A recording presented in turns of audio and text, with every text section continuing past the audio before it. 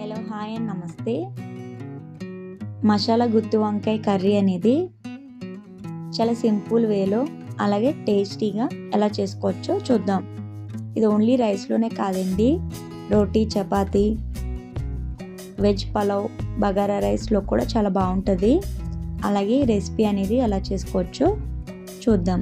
ముందుగా దానికోసం స్టవ్ మీద ప్యాన్ పెట్టి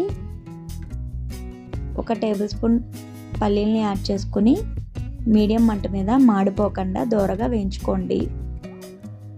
అలా వేగిన తర్వాత 1/2 టేబుల్ స్పూన్ పచ్చెనపప్పు, 1 టేబుల్ స్పూన్ నువ్వులు, అలాగే చిన్న ముక్క ఎండు కొబ్బరి వేసుకుని ఇవన్నిటిని మాడిపోకుండా కలుపుకుంటూ మీడియం మంట మీద దోరగా వేయించుకోండి. అలా వేగిన తర్వాత వీటిని ఒక ప్లేట్లోకి తీసుకుని పూర్తిగా చల్లారనివ్వండి. అలా చల్లారిన తర్వాత ఒక మిక్సీ జార్లోకి తీసుకుని వీలైనంత మెత్తగా పౌడర్ లాగా మిక్సీ చేసుకోండి. అలా మిక్సీ చేసిన ఈ పౌడర్లో ఒక పెద్ద సైజు ఉల్లిపాయ, 2 పచ్చిమిరపకాయలని ఇలా ముక్కలుగా కట్ చేసుకుని ఇందులో యాడ్ చేసుకోండి. అలాగే 2 మీడియం సైజ్ టమాటాలను కూడా ఇలా ముక్కలుగా కట్ చేసుకుని ఇందులో యాడ్ చేసుకోండి. దీంట్లో 1/2 టీ స్పూన్ పసుపు, 1 టేబుల్ స్పూన్ కారం లేదా మీ కారానికి తగ్గట్టుగా వేసుకోండి. అలాగే మీ రుచికి సరిపడా ఉప్పు వేసుకొని వీలైనంత మెత్తగా పేస్ట్ చేసుకోండి. అలా పేస్ట్ చేసుకుని ఈ పేస్ట్ని పక్కన పెట్టుకోండి. 1/2 కేజీ వంకాయలని నీట్గా క్లీన్ చేసుకుని ఇలా మీడియం సైజు లేదా చిన్న సైజులో ఉన్న వంకాయలు తీసుకోండి, లేతవి.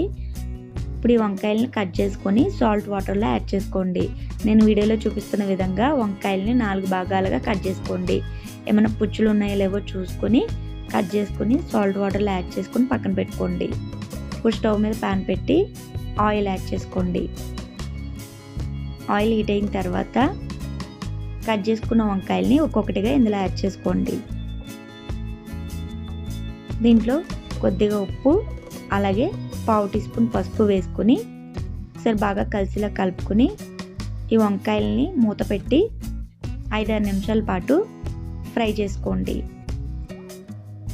అలా 5-6 నిమిషాల తర్వాత వంకాయలు అనేది ఇలా ఫ్రై అయి ఉంటాయండి. దీంట్లో కొంచెం కొత్తిమీర యాడ్ చేసుకోండి. అలాగే ఒక 1/2 టీ స్పూన్ కారం కూడా వేసుకోండి. ఇలా ఉప్పు కారం వేసుకుని వంకాయల్ని ఫ్రై చేయడం వల్ల వంకాయ అనేది చప్పగా లేకుండా వంకాయ టేస్ట్ అనేది చాలా బాగుంటుందండి. అలా ఫ్రై అయిన వంకాయల్ని ఒక ప్లేట్లోకి తీసుకొని పక్కన పెట్టుకోండి. అదే ప్యాన్లో కర్రీకి సరిపడగా ఆయిల్ యాడ్ చేసుకోండి. ఆయిల్ హీట్ అయిన తర్వాత 2 లవంగాలు, 1 ఇంచు దాల్చిన చెక్క యాడ్ చేసుకుని ఫ్రై చేసుకోండి. అలా ఫ్రై అయిన తర్వాత కొత్తిమీర కూడా యాడ్ చేసి ఫ్రై చేసుకోండి. నేను ఇక్కడ కొత్తిమీర అనేది ఎక్కువ తీసుకున్నాయండి. కర్రీ టేస్ట్ అనేది చాలా బాగుంటుంది ఇలా ఎక్కువ వేసుకోవడం వల్ల. ఒకవేళ మీరు వద్దు అనుకుంటే కనుక కొంచెం తక్కువ వేసుకోండి. అలా కొంచెం ఫ్రై అయిన తర్వాత మిక్సీ చేసి పెట్టుకుని మసాలా పేస్ట్ వేసుకోండి. అలాగే 1 టేబుల్ స్పూన్ అల్లం వెల్లుల్లి పేస్ట్ వేసుకుని బాగా కలిసిలా కలుపుకొని గ్రేవీ అనేది పచ్చివాసన పోయి ఆయిల్ అనేది పైకి తేలేంత వరకు మూత పెట్టి ఒక 5-6 నిమిషాల పాటు మగ్గనివ్వండి.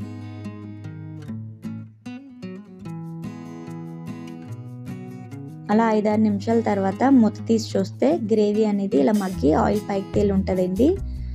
ఇప్పుడు దీంట్లో ఫ్రై చేసి పెట్టుకున్న వంకాయల్ని యాడ్ చేసుకుని గ్రేవీ వంకాయలు బాగా కలిసిలా కలుపుకొని ఒక 1/2 టేబుల్ స్పూన్ ధనియాల పొడి అలాగే ఒక 1/2 టేబుల్ స్పూన్ జీలకర్ర పొడి వేసుకుని మళ్ళీ ఒకసారి బాగా కలిసిలా కలుపుకోండి.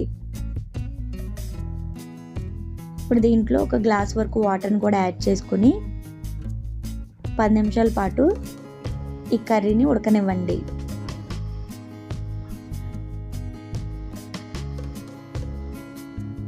అలా 10 నిమిషాల తర్వాత కర్రీ అనేది ఇలా రెడీ అయి ఉంటుందండి. అంతే అండి, చాలా సింపుల్గా అలాగే టేస్టీగా గుత్తి వంకాయ మసాలా కర్రీ అనేది రెడీ అయిపోయింది.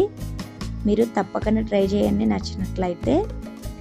అలాగే నా వీడియోస్ కనుక నచ్చినట్లయితే నా ఛానల్ లైక్ చేయండి, షేర్ చేయండి, అలాగే సబ్స్క్రైబ్ చేసుకోండి. Thank you for watching.